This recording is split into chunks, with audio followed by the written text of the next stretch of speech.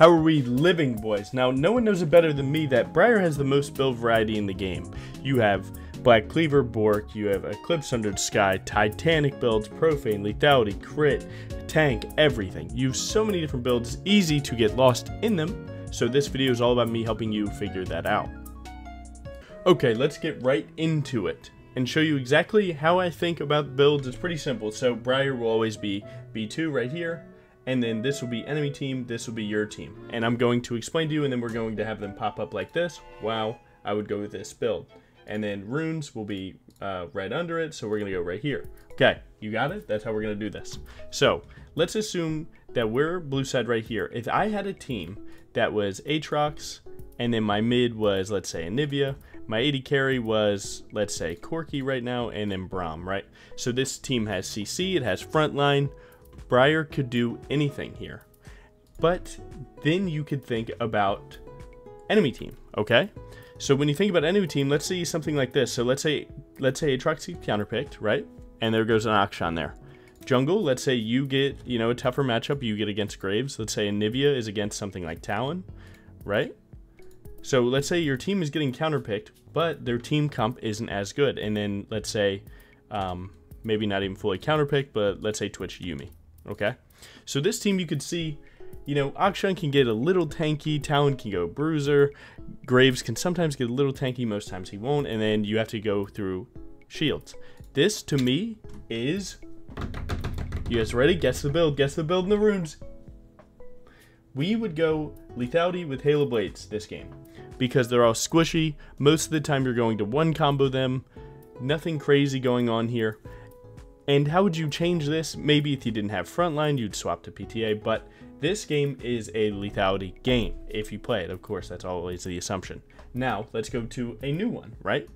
So let's say we're against something like, let's go Malphite here, right?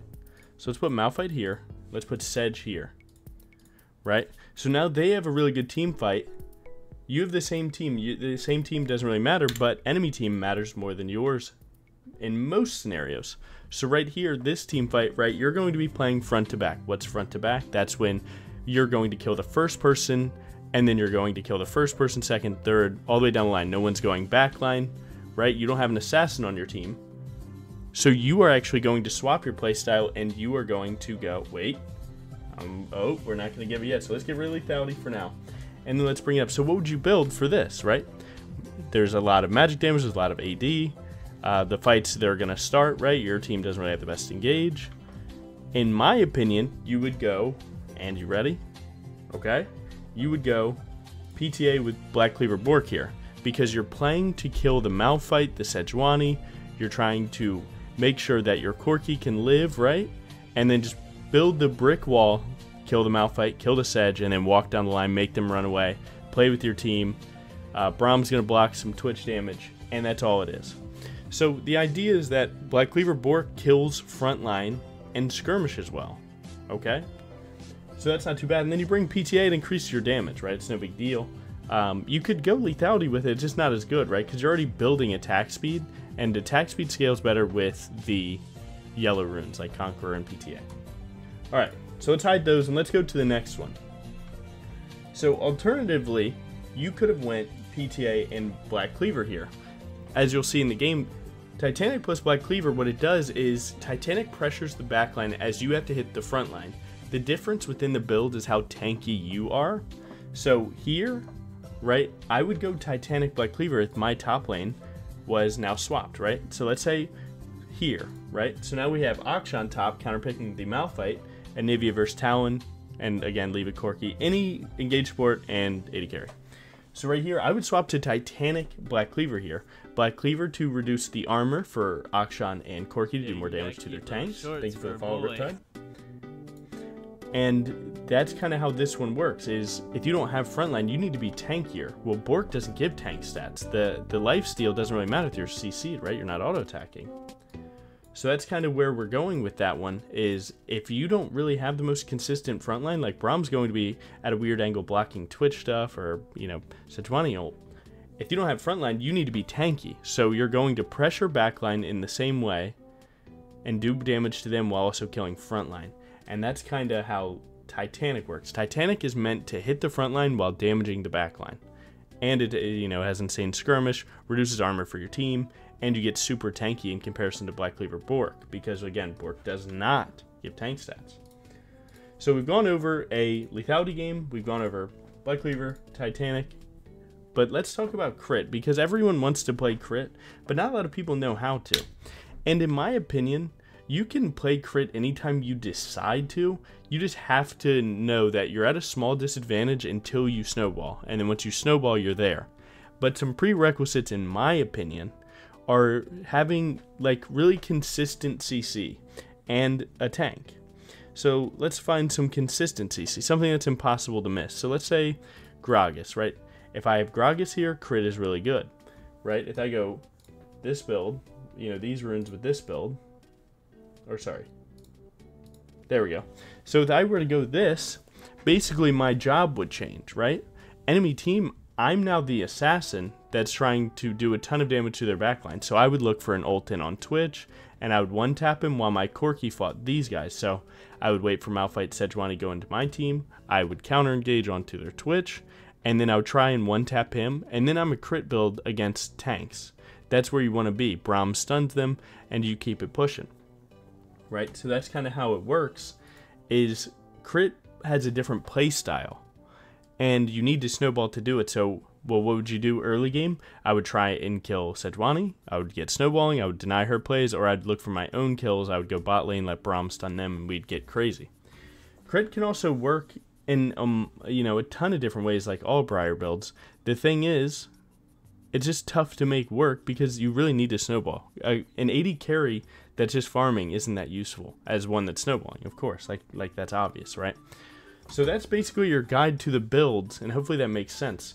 But to talk about them all in depth really quick, right? Halo Blades enables some quick fights and quick decision, you're making a quick decision on the fight. Hey, I'm going to do a ton of damage really fast to make you have to run away. So when you have Halo Blades, that's what you're trying to do. And that's why you'll see it works with both of these two builds, right? It works with both lethality and crit. Sorry, let me move them so you can see. Because look at these builds, right? These builds are trying to do a ton of damage really fast. Collector, either crit or profane for one tap, something like that. These builds want to do damage quick and get moving. Whereas, if that's not your playstyle, which is okay, you could go something like PTA here. And then you could just get a little crazier with your build by doing something like this, where you go Black Cleaver Bork, you could go Titanic BC, something like this, where you're hitting frontline, but you also have the option to go backline, right? If you get a huge ult on these builds, you're going to kill Twitch every time. It's not close. It's just like kind of how you want to play team fights, right?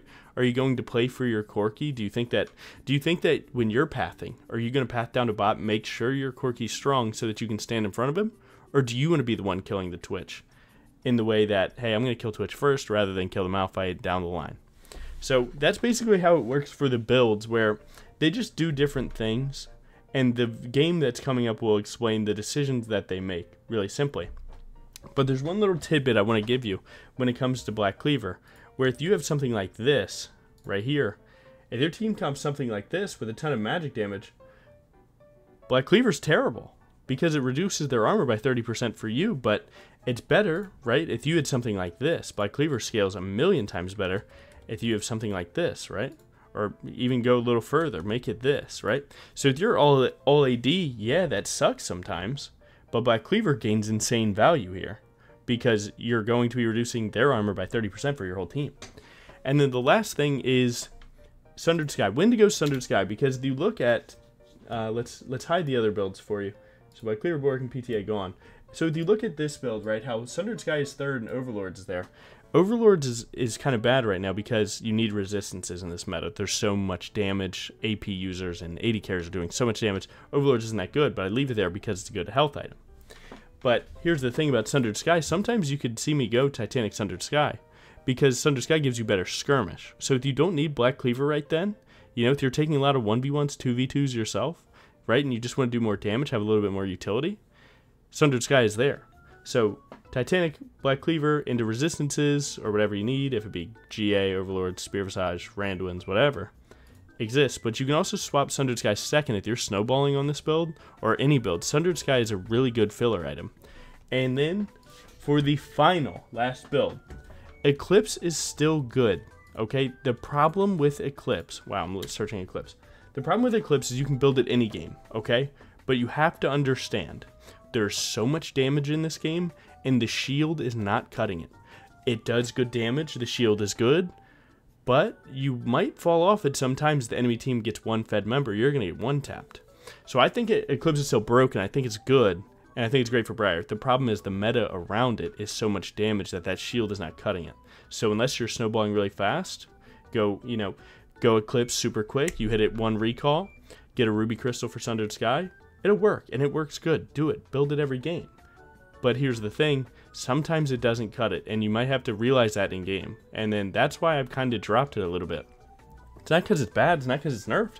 It's just tough right now. Everything around it matters. Okay, how we living, boys? We are in game.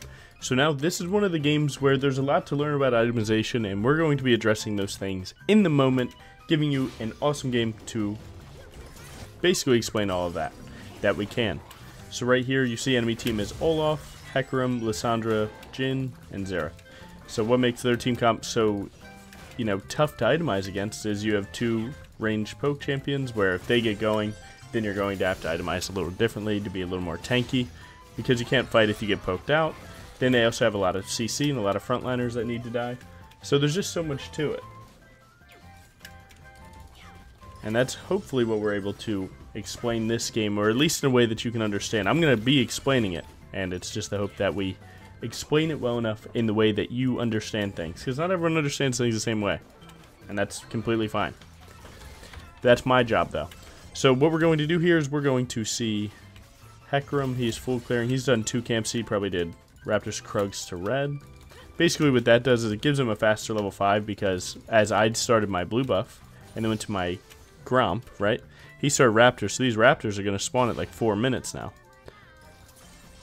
rather than my Gromp that's going to spawn at 4:15, 4:20. So it's just a little butterfly effect, but his blue buff, or his red buff, is a little bit behind my blue buff. So just give and take to it, but generally it's just for a farming route, that's all it is. But yeah, so this is one of the games where you're going to have to adapt on the fly with your build, and that's exactly, I'm going to just run you through the thought process. Because Briar has like default builds, right? I can go full damage every time. I can go full damage of any of the builds. Crit, bruiser, lethality. I could do that every game. But learning itemization is one of the hardest things in League. And that is my job here today. So, we're going to hit this. And we have a 1 smite with 320 clear. That ain't bad at all. We're both here to fight for this, right? So when you see this, first of all, there's a jungle thing. So his top has prio and his mid has prio. So if you were to fight him and he's there, right, you would lose that fight. Because his team would come, you would lose, and that would be it. So he's on that crab right now. And that is it.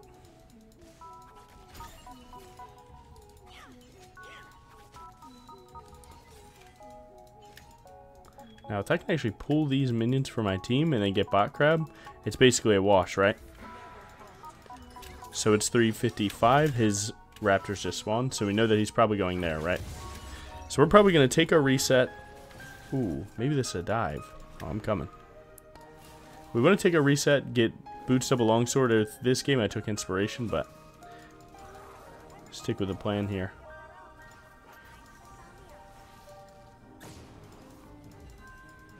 Who's TP?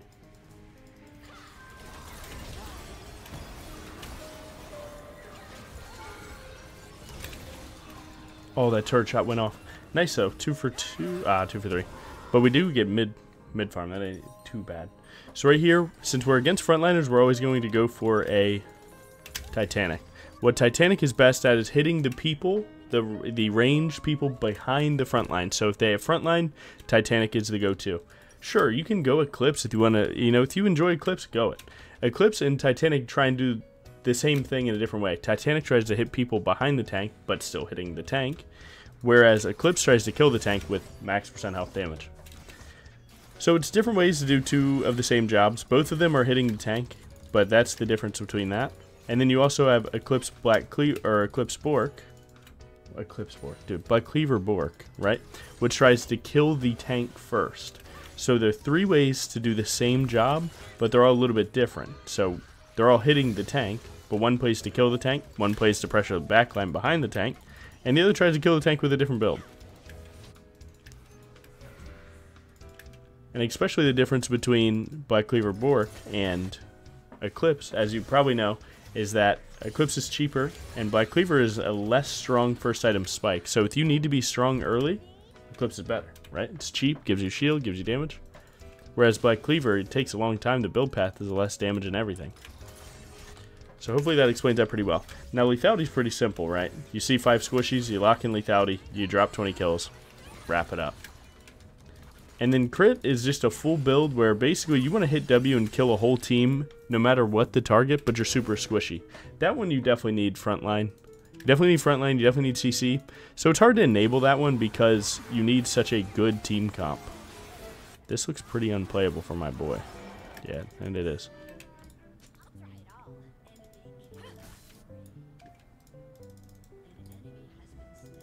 Oh, Wukong one taps this guy. I thought I get a stun.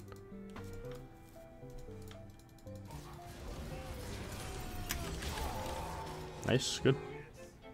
Lissandra's coming. I can't really cancel this too much. Get into the wall. Oh, they juked it. Now, I'm not going to lie. Our mid did say he's autofilled, so we can expect a tough game around mid side. Our bot lane's going AP Cog. But either way, so you look at our team comp, you know our prime engage is Wukong. So if Wukong goes in, we follow up every time because there will be no engage or time after that. So if he takes a bad engage, sometimes you have to follow your team in it, and it turns out pretty rough. That happens. But as long as you're building the right things, then you give yourself the best chance to do so. Now again, we're in a farming meta right now, so we're going to be looking hard on farming and good plays like that. Now, Hecarim is one of the most broken champs in the game right now. Like, if you were the type of person that hated Hecarim before this patch, let me tell you, it got worse, right? I've never had a trouble with Hecarim ever. That was like, if I see they locked Hecarim, I'm like, oh, free win. But he's actually really OP right now, so. Dante should be peaking right now, and I'm happy for him. Because Briar's having her day. Her day's coming up. 1 or 2 more patches, she's going to get some buffs, and we all know it. We all know it. We've been sitting like 46% win rate in Masters for a long time. Sorry, I had to make sure that was a hit. Give me hot. Give me hot. Thank you. This looks kind of playable. Okay, my bot lane hasn't hit anything yet.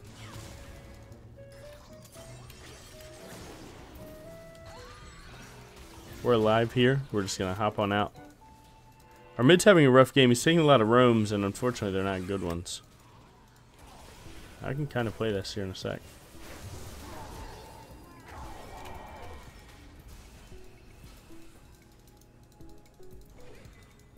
It's a tough angle. We had to like pivot, wait for someone to step up. His bot lane's low, so if Hecarim went too far, we would kill 3. Does Hecarim just chalk up his bot lane and go? Nice, good kill. Oh, bring it home. Get another. Bring it home, get another. We need it. We need it. We need the help right now. Looks like he's about to just die. Hecarim's about to decide to just kill this guy.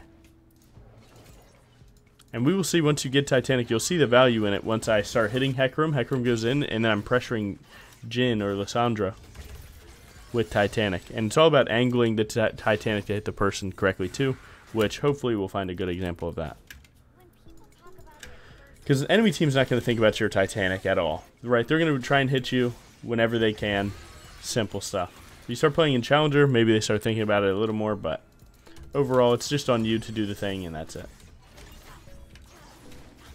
Now, AP Kog'Maw back in my day, in like season 4 was the play. Now, we are 10 years later. I don't know how good it's going to get, but we will not be diving Lissandra, right? Because she's going to hit the R button, and then we're both going to cry. But it's just Jhin and Hecarim. Those are the 2 people to look for right now. Top lane's getting a big advantage. I would prefer he freeze, get a bigger CS advantage, and then I could gank for him, but we might just have to slam through and destroy this guy under turret. Nice. Is he doing it himself?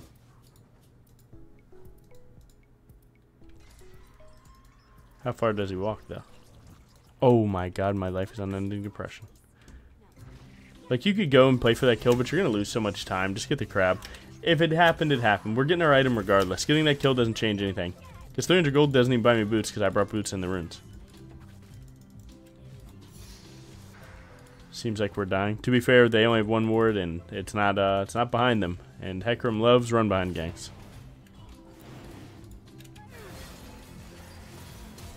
Maybe I can come help this guy. Nice. You gotta live, juke! Nice. Oh, not nice. Okay, good try. Hecarim's on drag, so we're gonna go here. We need to stop him from getting 4. That's very important. But if he walks here with Olaf, we actually lose this fight. So we gotta play this pretty smart. Just try and get as much damage as we can done as soon as possible. We would like to keep our smite if possible, but we have to use 1 stack just to get this camp done faster. So what we're going to do here is we're going to smite 1 and then have the smite for the 3rd. So we need to kill this one really fast. So even Eing to refresh bleed. Nice. Good, there we go. So now this one shouldn't be smiteable. If he goes to 4 red, he gets void mites. We don't want that. Especially with Olaf. If Olaf starts winning side lane, oh, your turrets are going to know it. Nice, good. He could have ran to my bot side, so I should be going to a stop side, but if he reset goes to a stop side, then I'm in a bad spot. So I'm going to take the less risky play, just go to my own. If I walk to camps that are dead, that's fine. I still have my item when I recall. So he's actually up there, so thank God we didn't go to a stop side, and we can take the clear. Okay. Whatever, I'll take, I mean, you know, it is what it is. My top side did die, that sucks, but they killed Olaf. So it was a 2 for 3, so not good for us, but we do get mid plate since Lissandra went up. And this is what you gotta do, man. If you're gonna jungle, you gotta try and start piecing all this together, right? There's so much information on the map. And you'd be crazy to not use every single inch that you get, you know what I'm saying? If you're given an inch, take it, you know? Who's with me? Okay, now, basically we hit tab and we realize that Rift Herald's spawning soon, so that'll be the next thing to play for. So I'm going to ping going here, this. I hate that My Little Pony S bitch, true.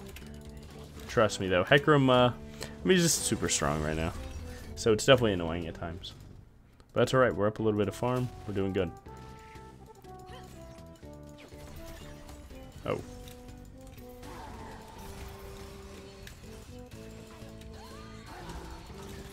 It's in the turret. I don't think my bot lane's coming. Okay. I mean, Hecarim kind of trolled, but if my bot lane's not there, my bot lane's not there. All good. To be honest, I was on 2,400 gold, so it's definitely looking a little rough. When I looked at my bot lane, they were poised in a position to walk to me, but then they just happened to take their fight. Happens. They didn't even realize that Hecarim was there. They haven't looked at their map since the start of that play. That doesn't make it very clear. So right here, AD, you see more AD than anything else, so we're going to go straight through. Now, again, and against a team that has a lot of CC, right, you want to pick up Sterix when you can, because Sterix is going to give you the tenacity that's going to help you play this game, especially when you need plated steel caps. But you kind of need Black Cleaver because you're going to be hitting frontline all game to reduce their armor. So if we hop this wall, we're going to need Zero Stun. It's okay, though. Oh, luckily he missed. Basically, we're just trying to keep them off this turret. Nothing too crazy. Not at all. Okay, whatever. If she ours, I'm upset.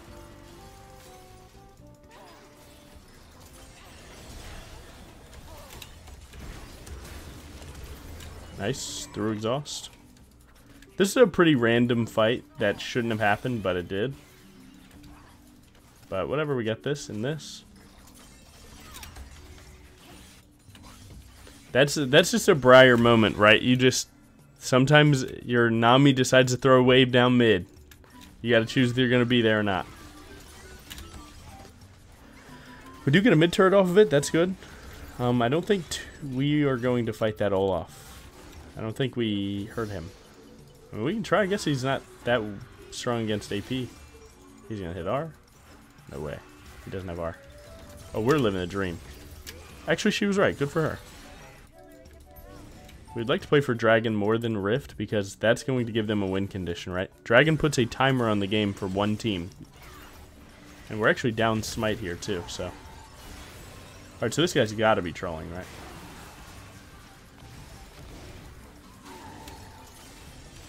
You are gone, my friend. He has to die. Oh my god, he's living the dream. I didn't expect that giant heal. I don't even know what it was from. Oh, it was heal. Well, that makes sense. If my team would respect Hecarim just a hair more, we can do good. I'm pulling everything that this champ can do out of it. But, I mean, if his Jin's there and healing him and hurting me, right? With his, you know, Zerathol. That's how it works. Bad aim. Good aim. Bad aim. Good aim. Oh man, that's going to be CC immune in a second, and that's it. Kill Pony. Wukong can definitely just one-tap this guy. He has no armor. So Wukong kills that thing, and then it's over. And you're gone. One teammate that can follow direction, we actually can win. So now you realize that Wukong's your strong side, right? You just need to be near this Wukong at all times. Do nothing around anyone else but him. Once you have a teammate that follows directions, can play well like that, oh, never go anywhere else.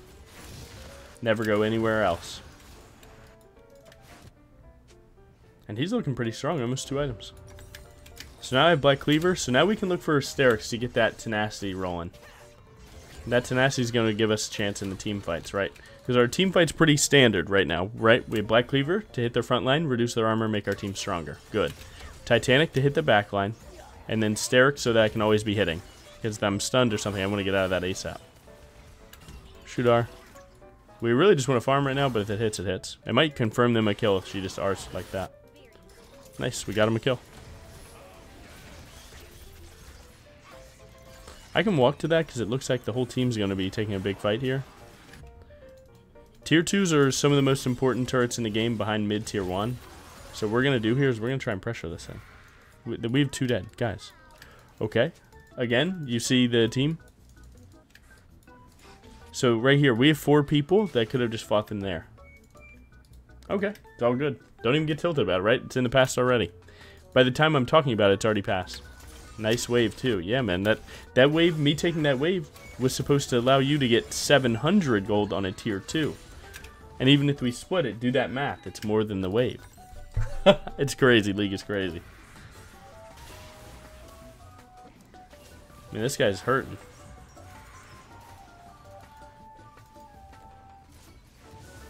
Yeah. Yep, we're just going to accept that one. Good try. Get out of here. Nami, just run away, brother. It's going to look much of the same if you do anything. So if you look at the builds, right, me and Hecarim are almost identical. This is 800 gold, this is 800 gold, so. We haven't fell behind. He's 814, but we haven't fell behind yet. And that's why we're in farming meta, because farming's so OP, even if you snowball with ganks, farming is so good that you can just make it work.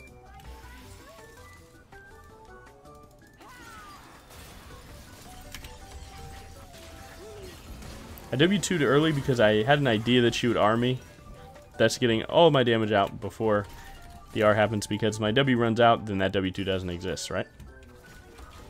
Really good. So we're getting some good plays here. A lot of people say, hey man, never post a YouTube video that isn't just a straight nuke. Well, here's the thing. Alright. You're watching my channel. Alright, I'm going to post videos that I want. I feel like this is educational, so you're going to see it. Sorry it's not a 20 kill banger, but it's a 20 learn banger. So there you go, you learned something. So it's again just Hecarim Jhin, 2 main people. But we need items that allow us to team fight to punish those players. So we're just going to keep it moving.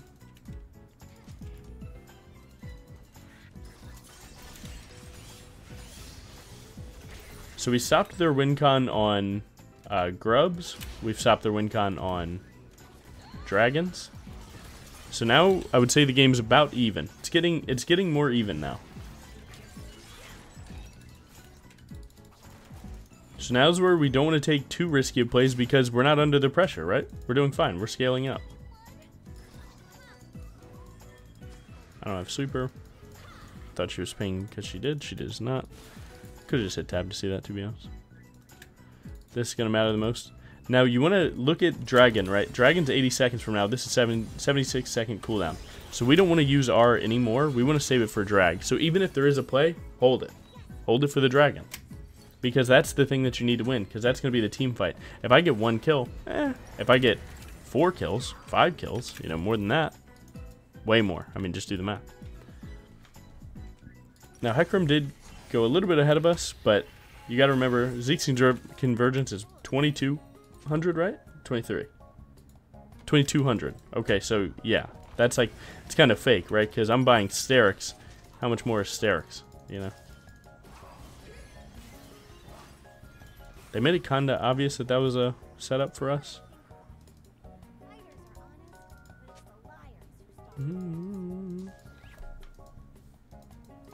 They will come for this dragon. We just have to be here for it. There's no way they go Baron. I'm going to be honest. There's no way on earth. If we were to overcommit to topside, we'd be crazy because there's no way. Now, there's no camps on my side, so me standing here is one of the only times that it's okay. Because we're just, like, I'm not really standing. I'm just holding vision. I'm holding space. Which is going to help us in the long run. Ping every word that you can. That's the clone. Get rolled. We're going to peel this guy real quick. Live, give me the move speed. Get rolled. They kill him. That's chill. No.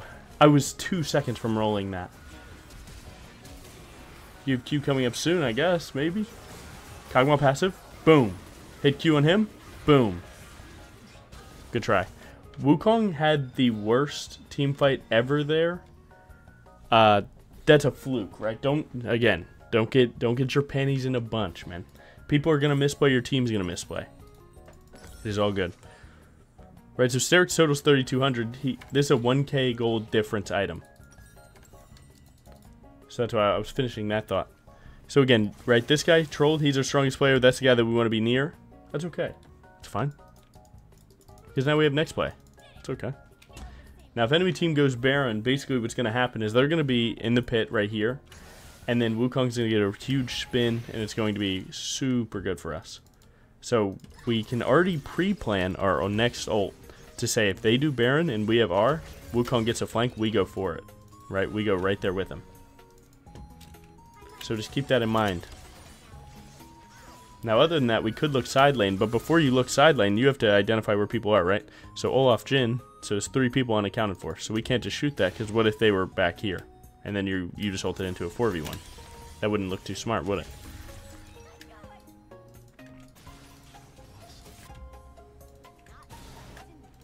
This is what we call coin flip mid, where like my team's just like, they're just going to take a fight. For better or for worse, they're going to take that fight.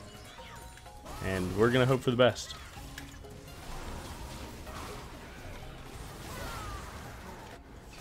We're going to try and save spells. No, we can't save a spell, huh?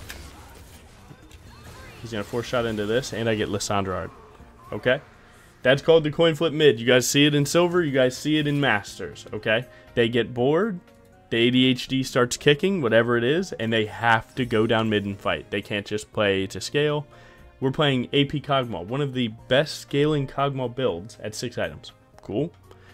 Enchanters, right? Both enchanters, what do enchanters do? They're not early game champs, they scale. But 30% off from this. Just need to play 4AD. So like my mid just, again, randomly runs it down, we're down a player. It's all good. So now we're taking a bunch of AD. So now you can pick up an armor item, right? So right here it's probably Death Stance. Usually your idea is to go for Death Stance, or for armor items is like Randuin's if they have 2 people critting you, Death Stance if they have 1. So right here they only have 1, it's Jhin.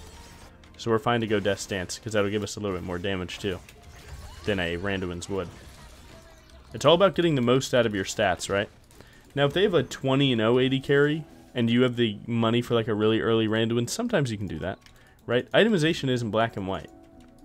You just do what you think is best for the situation, and I've learned that that's how that situation works, is that 2 people critting is a really good time to pick up Randuins. It's almost never good to get Frozen Heart, because it's just reducing attack speed, but buying that much mana, it's not real. I see a lot of lower elo Briars do that, especially in my coaching. So my camps are a little out of sync. Again, they're ping Baron. They're like, yo, start Baron on board. Right, I killed the mid-wave on board. Nope. You as the jungler are the person deciding if we do Baron. So we are not doing Baron. They coin flip again. It's because Wukong is there, which is good. If Wukong gets a fat flank, that'll be a million kills.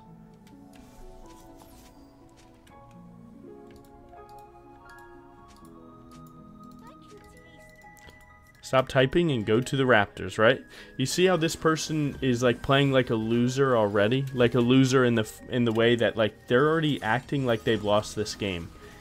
And how are they acting that way? They're acting that way because everything is like, oh, that contributing to the loss is you taking that, you know, that wave from me. It's like, dude, just go to the next thing. It's fine. By the way, Hecarim, get rolled. Olaf, get rolled. Lissandra, you know what I'm going to say. Get rolled. Jhin, get rolled. We're going to smite for the slow. He's going to hit that. That's okay. Okay. That was a lot better, bro. 80 carry players think they're so smart. 80 carry players and thinking they're the smartest people on this earth. Oh my lord, I love it. I love 80 carry players. You guys are smart. That's the thing. I'm going to E that last shot just so I don't take too much damage. We got to do this pretty quick.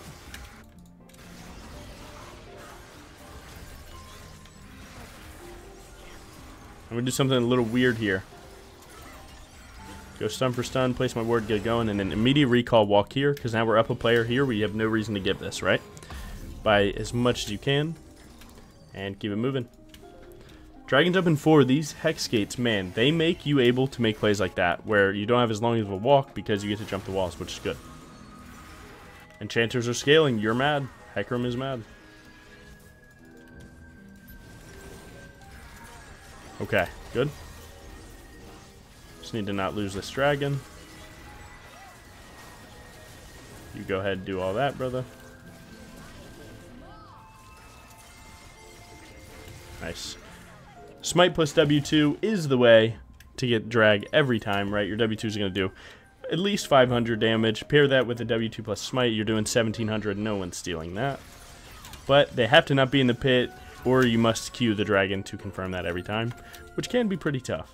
Now we want to use this Baron buff as fast as possible. Get the cannon minions hitting the turrets. I'm farming right now because I'm really close to a big item.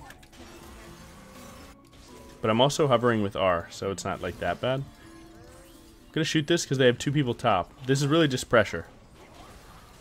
They have 3 people top. So we get a tier 2. This is worth for us, right? 700 gold to our team over the 300 they just got for killing her. So that's good. Use your movement to get to wards faster. Everything adds up. Now, you know, if they were to TP behind us, they don't have a better angle. We don't want to fight. We're down a player, right? So just let that cannon do its job. Let the cannon do its job. And that's what Baron buff is all about. Just makes cannon minions OP. We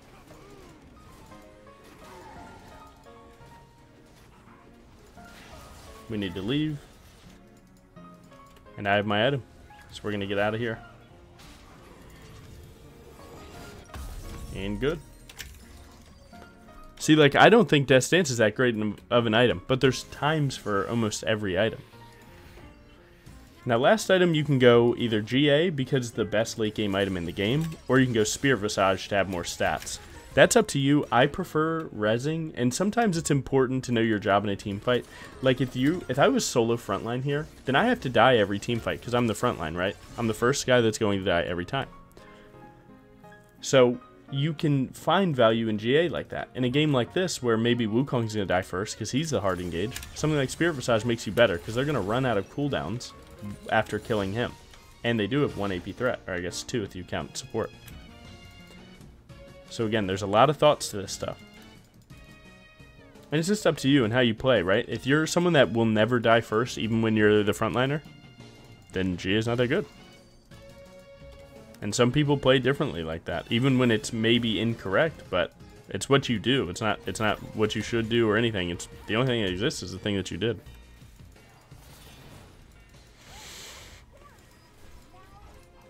Alright, nice. We're gonna hit our red here. Again, when one teammate dies late game, you don't fight, right? You never fight. So this guy died again. Happens. You don't fight though, right? You don't rage fight, take the 4v5 as a god play. Just keep playing regular. That's okay. That's another 50 seconds of us just chilling. And you got to show such good restraint in situations like this. Now, I don't have a pink ward on the map, so your last slot should always be pink ward, and then your component, if you're going to go that route. You got to care about your team, right? Vision's OP. Vision's the highest damage dealing thing in the game. So, like, sure, I'm close to, you know, or rather, I could get a Kindle Gem, I can get an Old Magic, but nothing's better than Vision.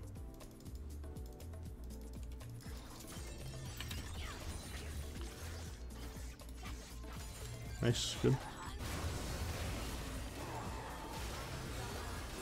Karma's too busy going to the wave that I'm already at to defend that Cogwall, which sucks. That's okay. Need not fight again. So we have 3 chain deaths in a row, but that's okay because we'll be alive for Dragon. So despite wanting the stats, I'm going to grab a control ward. Now you could hit this TP, place your pink ward in the base or in your jungle, and then wait. This looks like a little angle here because they're so low. Oh my god, the Wukong Briar diff here. Ow! Flash dodge a spell, maybe? Nice, I kill him, bleed, that's for sure. 3 for 3 right now. Oh, we're missing. Nice, 4 for 4. Okay. But our 80 carries up, or 3 for 4. So our 80 carries up, we can go here. Hecarim goes there, but they 2v1 him. Nice. I didn't get my pink ward down, so again, I can't buy anything. We are taking a lot of magic damage.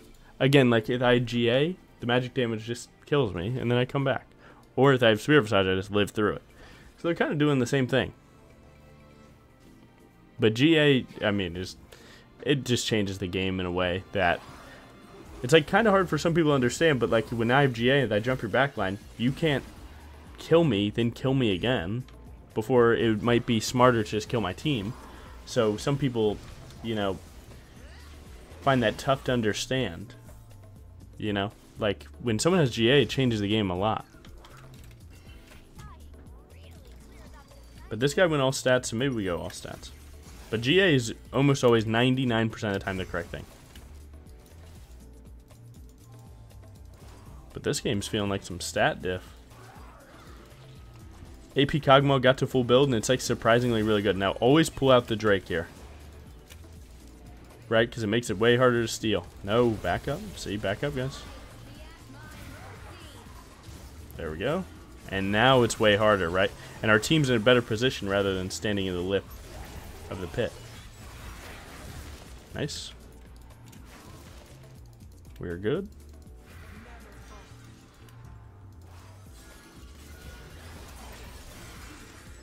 Good again. Slow and controlled. There's no way she would ever do that. This is the go-to Wukong play.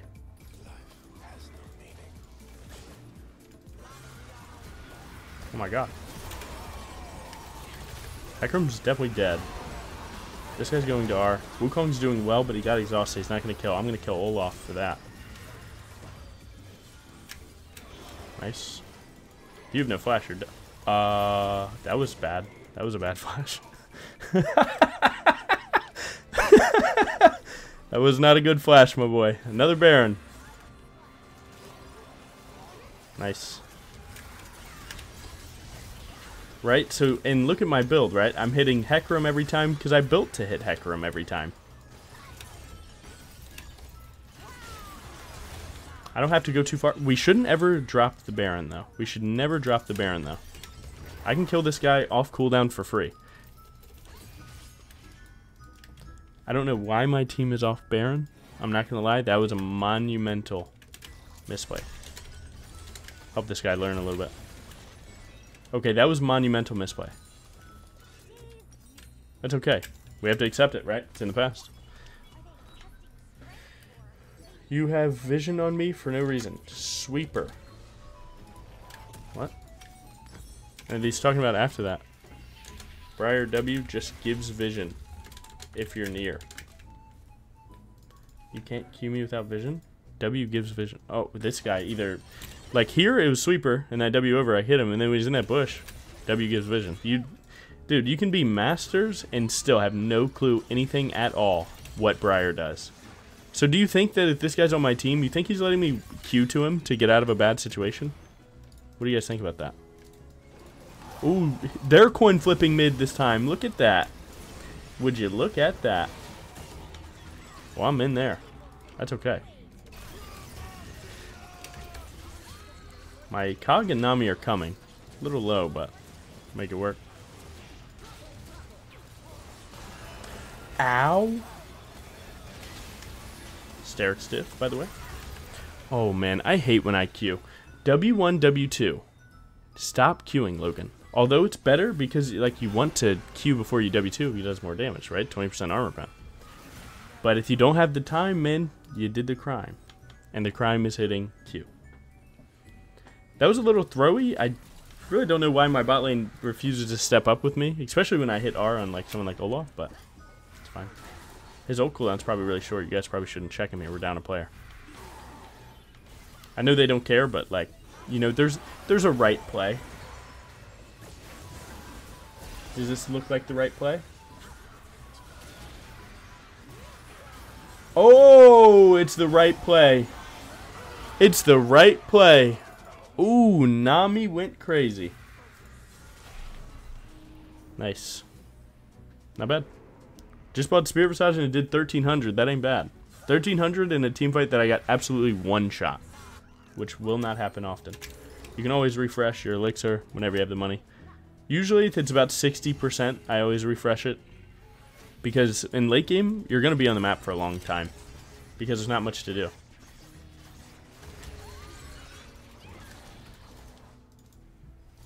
Now, if you take camps past this, it's only, and I mean only for the fact that you're planning to sell your boots to get a new item. Media stun here. Oh, I know where Xerath is now. You'll run towards the closest enemy champion. If you are someone that goes in Vuln or something like that. Wait, we go straight here. This is 4v5 here. You guys can reset. I'm just fine.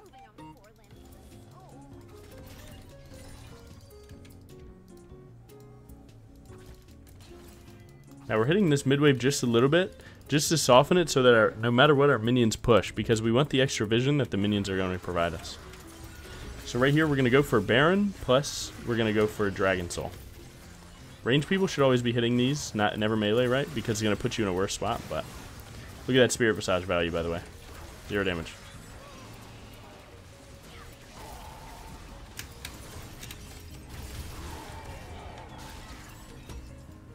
Close. I mean, we still win, right? Lissandra's not here. That's okay. I'm super tanky. Well, I couldn't get to Jhin, but I can get to 1. Let Wukong cook that.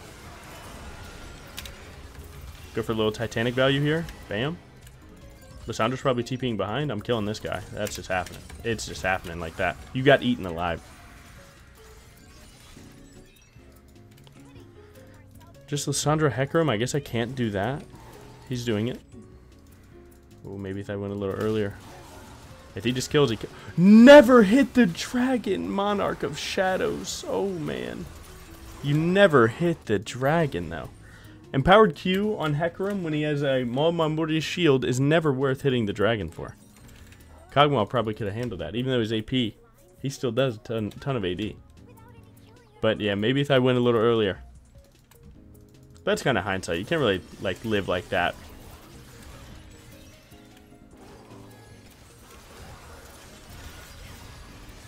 Alright, we get a Baron. That should be enough to get 2 inhibs. And then we reset. We go topside for the 3rd. And that should be GG.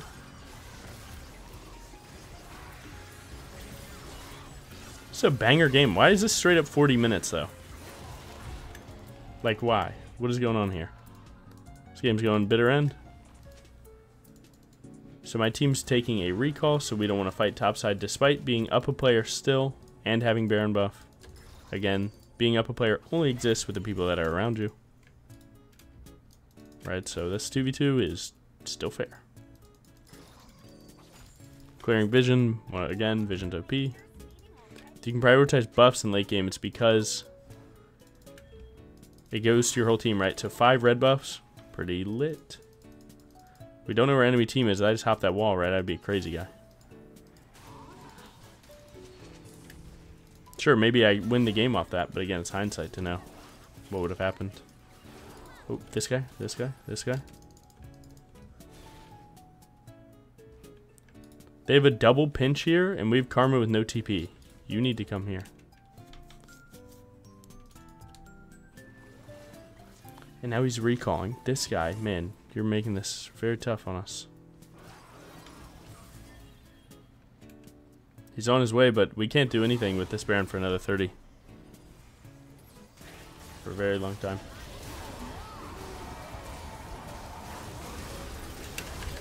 Untap him, right? That was the point. That's the point of the build. Take a little damage here. It's fine. I still have Sterix. Good. Really good kill. I'm going to just try and kill the backline through this. Look at this. Right? Just peeling this guy.